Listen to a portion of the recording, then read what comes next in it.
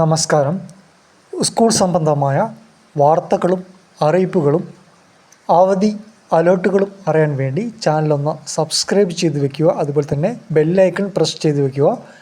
Like ചെയ്യുക, hype ചെയ്യുക. സംസ്ഥാനത്ത് കനത്ത മഴ പെയ്തുകൊണ്ടിരിക്കുകയാണ്, പ്രത്യേകിച്ച് വടക്കൻ ജില്ലകളിൽ. അതുകൊണ്ട് തന്നെ നാളെ കൂടുതൽ ജില്ലകളിലേക്ക് അവധി വരാൻ സാധ്യതയുണ്ട്.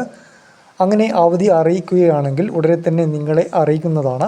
അതിനുവേണ്ടി ലൈക്ക്, ഹൈപ്പ്, അതുപോലെ തന്നെ ബെല്ലൈക്കണൊക്കെ ഒന്ന് പ്രസ് ചെയ്ത് വയ്ക്കുക.